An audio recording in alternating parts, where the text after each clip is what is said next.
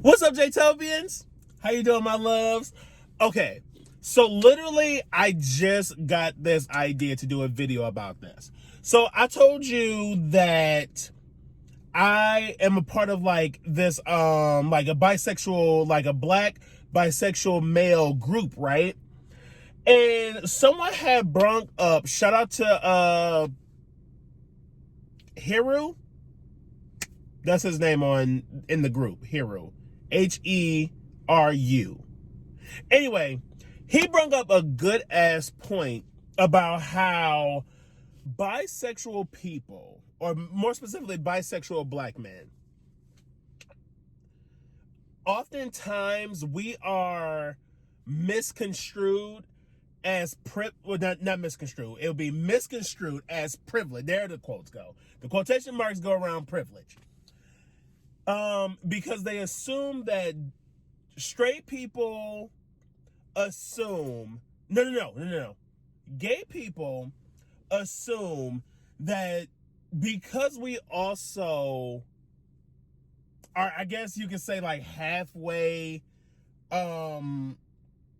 straight, halfway gay people feel like we have a little bit more privilege because we can, I guess, bounce back and forth. However, in the comma, straight people, okay, the point he had made was that straight people, when they assume that you're straight, they say off the wall shit. Which brings me to a story time that I want to talk about. So y'all already know the barbershop, not really a solid place for the gays, the bis, not really a safe space. Especially when you're dealing with straight barbers. Most of them are straight. But, sorry, my contacts are itching. Okay, so my barber, who I've been going to for years. Do you hear me? And this just happened like maybe a month or two ago. Going to this barber for literal years. Now, I want to preface this by saying, going to him for years, I've always noticed he has hotep qualities. He never really said anything very out of pocket, but like I'm really good at people, and like it was just like I just feel like you're giving very much hotep, right? So I'm sitting in a chair one day, and I asked, now mind you, my barber, he owns his own shop. So I'm in the chair, and I asked him, I'm like, let's call him Liam. I don't know. Maybe not Liam. Liam is horrible. Let's call him Logan. Okay, let's call him Logan.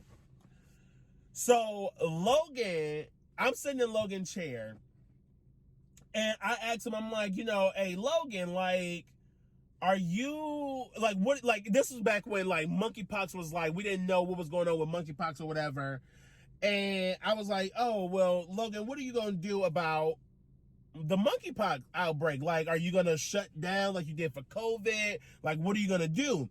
And he was like, shit, I'm just not gonna be, his words exactly. He was like, shit, I'm just not gonna be cutting hair, especially them faggots' hair. And when I tell you, I could have shot out my, when I tell you I could have shit my heart out my anus, bro, mind you, I've been going to this barber for years, my nigga. For years. I mean, because it's like, who the fuck is my barber to come out to? Regardless, that's not the point. The point is, you're a straight man saying the F word? That's like a white person saying the N word. And I was so shocked, heartbroken, awkwardly placed in this man's chair that I didn't say, and to this day, I still regret like not saying nothing. And I know you could be like, oh, well, Jalen, just go back and say something. Just be like, you had me fucked up. I'm not a confrontational person unless the confrontation purposely come to me. So it's like, I'm not even about to open that can of worms. I just stopped going to him, found a new barber, and I kept it pushing. But like, people would literally say such off the wall shit if they don't know for a fact of your sexuality. And it's fucked up because it's like, y'all really are homophobic as fuck. And y'all just choose, like, y'all just say whatever the fuck y'all think. Excuse me. Y'all just say whatever the fuck y'all feel and don't know who's around you. I've always been taught. I've always been taught. Be mindful of what you say around people.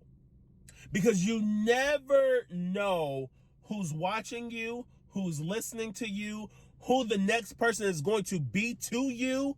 You never know. My mother always taught me and my brother, be mindful of what you say around people. Because at the end of the day, again, you don't know what the next person is going to, you never know. And you never know who you're going to hurt. You never know who gonna look out for you later down the line. You don't know. This world is too small for you to be like just saying whatever the fuck around whoever the fuck. You know what I mean?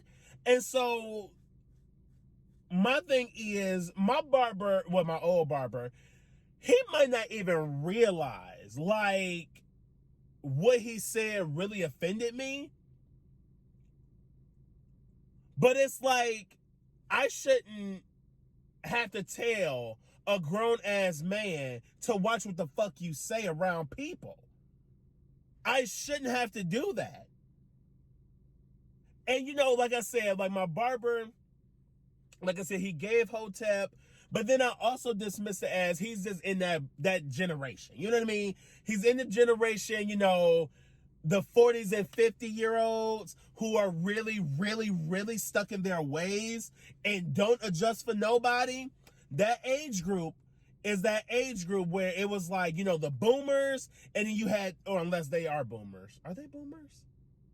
I don't know. Regardless, that age, if you're in the age of like 40 to like 50 going on 60, at this very moment, you're stuck in your way. Like, it's bad. It's bad. It's bad. And the fact that, like I said, I've been going to this barber for years. And my thing is, if I'm like, honestly, completely, and I don't code switch for nobody. And I said that, and I think I said in one of my videos. Let me tell you something. On the surface, you might not. I mean, you might be like, damn, is Jalen gay? What is, or was he just raised by a bunch of women? Which I was raised by a bunch of women. But my thing is, you may not know for sure with just looking at me, but talking to me, baby, if you don't know, I at least suck dick. Come on now. Come on now. Like I said, it could just be dismissed as, oh, Jalen is, he just, he probably was raised by women, or, he's just a little more feminine than, maybe. That is if you're just observing me. Now, if I'm talking to you, nigga, if you don't know, if you don't peep, and like I said, I've been going to my barber for years, since like, I want to say the start of high school, I started going to him. And that was like damn near 10 years ago. And that's wild to me. So yeah, I just had to share that. I just had to share that because at the end of the day, you really got to be mindful. And then, like, being bisexual is not a privilege. And it's crazy because I get all the time, oh, you bisexual, you got it good. You can have women, you can have men, you can have it all. Like, you have it all. You got the best of both worlds. Da, da, da. No, boo. No, I don't. No, I don't. Now, granted, if it all came down to it, yes, I probably could have a ball. Like, a ball. You know, but it's not that easy. It's not that easy being bi. We're not privileged. If anything, we have less privilege because we don't fit in any group.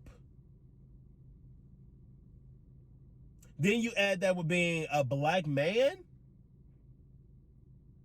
Forget about it. Anyway, please like, share, and subscribe to my channel. I will really, really, really appreciate it.